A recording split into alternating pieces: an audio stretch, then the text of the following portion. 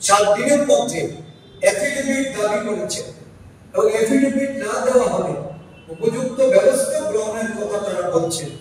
নির্বাচন কমিশন আজকে বিজেপির হয়ে, বিজেপির দূতাবাসী হয়ে আজকে কাজ করছে।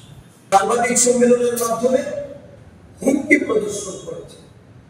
7 দিনের মধ্যে এফিডেভিট দাবি করেছে এবং এফিডেভিট না দেওয়া হলে উপযুক্ত ব্যবস্থা গ্রহণের কথা তারা বলছে।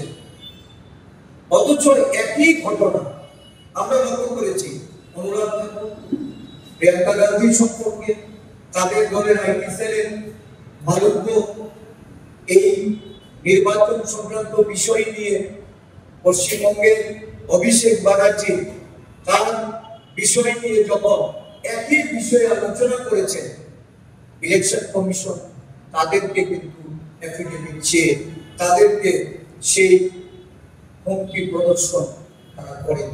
তার মানে কি, নির্বাচন কমিশন আজকে বিজেপির হয়ে, বিজেপির দূতাবাসী হয়ে আজকে কাজ করছে। এদেরই একটা বড় নিদর্শন হল বিহারের এই এসআইআর স্পেশাল ইন্টেনসিভ রিভিশন, এই রিভিশনের মাধ্যমে আজকে 65 লক্ষ ভোটারের নাম বাতিল হচ্ছে। তার মধ্যে 22 লক্ষ মৃত ভোটার। এই অল্প সময়ের মধ্যে, গত কিছুদিনের মধ্যে দেখা গেল মাত্র 6 মাসের মধ্যে বা 4 মাসের মধ্যে 22 লক্ষ মৃত ভোটার।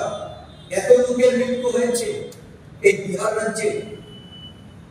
65 লক্ষ ভোটারের নাম আজকে সুপ্রিম কোর্টের নির্দেশে এটাকে পাবলিক করার জন্য ইলেকশন কমিশন ইন্ডিয়াকে এটা নির্দেশ প্রদান